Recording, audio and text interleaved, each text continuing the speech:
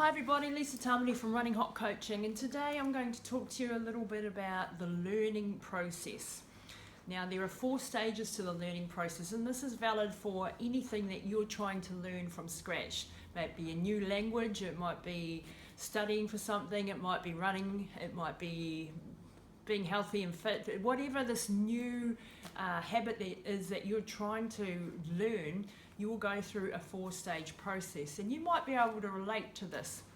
Now the first stage is unconscious incompetence. This is where you're not really aware of the fact that you don't know much about this thing.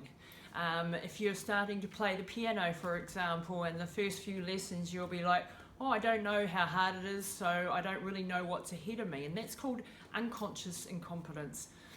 The second stage is called conscious incompetence. This is where you start to become aware of just how difficult this thing is that you're trying to learn.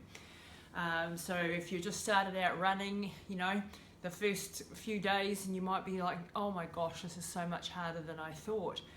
And it's this stage that's the most important one in the process, understanding that this is the really crucial point where many people go, this is too hard, I'm going to give up. But this is just a part of the stepping stones. You become aware of how difficult things are, and you know that it's a big mountain to climb, and you're consciously aware that you don't know how to do it. The thing is not to give up in this phase, because the very next phase is called conscious competence. This is a phase where you actually start to understand what it's all about. You start to find your rhythm, you start to get it.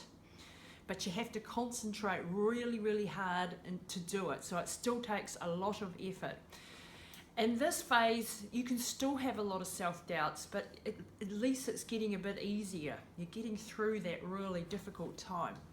If I liken it to maybe when you learnt to drive a car, you might be able to relate to that. At the start, you're trying to change gears, you're trying to drive, you're trying to follow the road rules, you're trying to take care of everybody around you, and it's just a huge task. So you're aware that you're incompetent and you don't know quite how to coordinate things.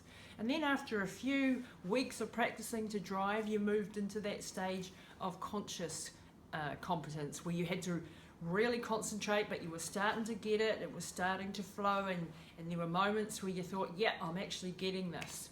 And the very last stage of that learning process is when you're unconsciously competent.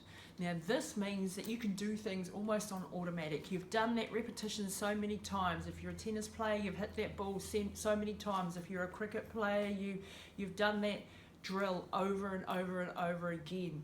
And this is where it becomes easy. This is where it becomes second nature, and all you got to do then is to keep it up and keep learning and keep pushing.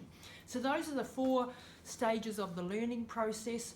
So just know when you're struggling in that, unconscious incompetence and then the conscious incompetence phase, don't give up, because the very next phase it gets a little bit easier. Thanks for watching.